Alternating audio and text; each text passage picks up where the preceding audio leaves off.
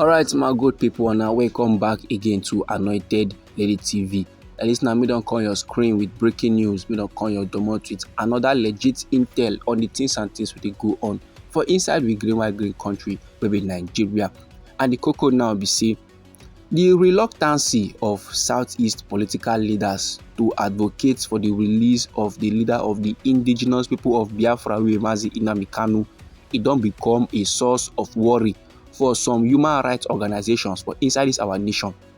As Nnamdi Kanu now dey mark 30 months of unjust incarceration, one foundation like that wey dey go by the name RI0US Foundation plus USA alongside other conscientious and freedom-loving citizens of Igbo nation and beyond, they don dey yarn say they can no longer remain silent on top this very particular matter as their distinguished leader Nnamdi Kanu dey endure the unbearable conditions of detention in the custody of the Department of State Services as they face profound injustice. And no be lie, my good people, Nnamdi Kanu don too tey for detention kwanu, and the way in case they go, countrymen no can even dey sure about the result. Countrymen no even sure about the destination where this man dey head, because the way it be, this man fit likely spend another Christmas for inside detention.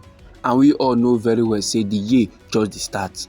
Now for inside one statement wey dey made available to Tori people on Monday for inside Umuahia by the founder of the RI0US Foundation, this man dey go by the name Chief Maxwell Dede, on behalf of others, he say it is very much imperative that they amplify their voices against this blatant violation of Nnamdi Kanu's rights, especially in light of several court orders where they demand his unconditional release. Oga Maxwell consider yarn say the reluctancy of their own political leaders, particularly the governors of those aligned with NSI0N, to advocate for the release, the freedom of Nnamdi Kanu is deeply troubling. That is to say, as the Igbo leaders, that is the governors of the Southeast region, they do anything about the matter, even the NSI0N, they dey push the way they're supposed to dey push so that Nnamdi Kanu will last gain in freedom. It no make sense at all. It dey make some kind organizations they wonder if true these men dey in support of Nnamdi Kanu, if they want them to come outside from detention, abi they low-key dey fight against the release of Nnamdi Kanu. Oga Maxwell say the things and things wey the Igbo leaders they do, it no make sense at all. It dey reflect a disheartening trend on prioritizing personal political ambitions over the collective welfare of the Igbo people. When they in public, when they don't come outside now, make everybody they see them, so they go dey yarn, they call for the release of Nnamdi Kanu. But when they don't go behind closed doors, when they don't go behind for back, they go dey engage in negotiations wey go ensure the continued imprisonment of Nnamdi Kanu. That is when they don't come outside, they go dey yarn say make una release Nnamdi Kanu, make una release am. But when they go inside house, they go dey make calls to make sure say Nnamdi Kanu no enjoy that thing wey we dey call freedom. If it be say last all this level wey Oga Maxwell dey yarn are legit, it is very bad for the Igbo governors and the Igbo leaders, even the NSI0N.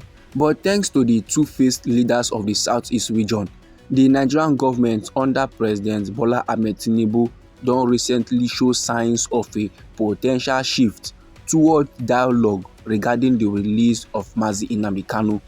But however, my good people, Nnamdi Kanu dey remain the sole political prisoner, and this na situation wey no dey only worrisome, but it dey also indicate deeper systemic issues within the Nigerian political landscape.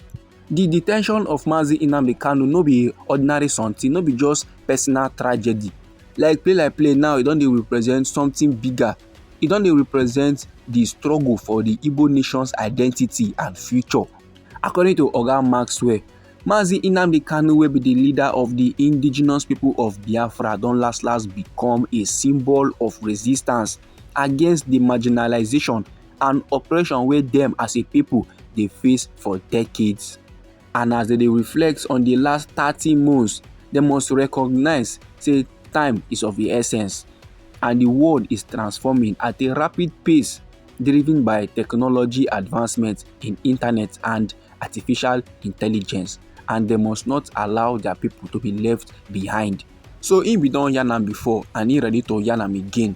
As long as Mazi Nnamdi Kanu remains imprisoned, as long as Mazi Nnamdi Kanu still dey in detention, the entire Igbo nation is being held captive.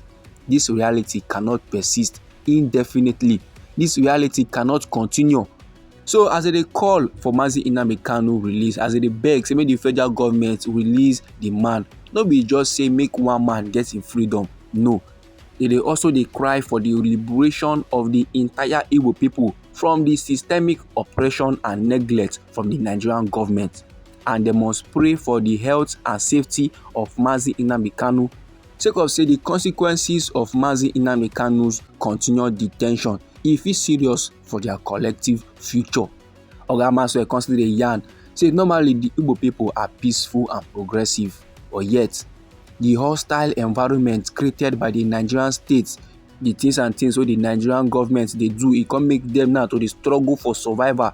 So this now na time wey be say they gats demand unity. This na time wey be say they gats set aside selfish interest for the greater good of their community. And this no be just mere matter of belief. This na urgent reality wey dey call for collective action and sacrifice. And their quest for freedom dey resonate, dey gum body with the historical struggles wey they don dey face by other oppressed groups around the world, just as e take immense sacrifices for African Americans to secure their civil rights and for South Africans to dismantle the apartheid regime. Them too must be prepared to fight for their liberation, whether within Nigerian state or as a self-determined entity. So this my good people, now the things and things wey come aside from the statement of Oga Maxwell.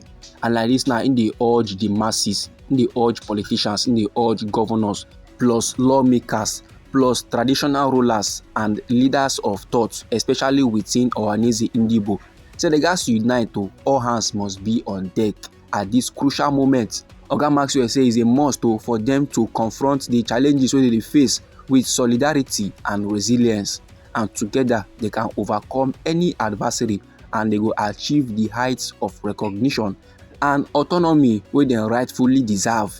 This my good people, now the information I want share give the general public. Anyhow the thing be you for body, feel free make you drop am inside our comment section. You know, say now we be Anointed Lady TV, and our hobby now to dey give on a legit intel on the things and things wey dey go on for inside this our green white green country, maybe Nigeria. So if you like this update and you would like to receive more, try make you subscribe to this our channel and try make you put on the notification bell, so that as we dey come with more news, then go first get the info and you go even get them sharp. And the comment side again to another legit intel for you, my good people.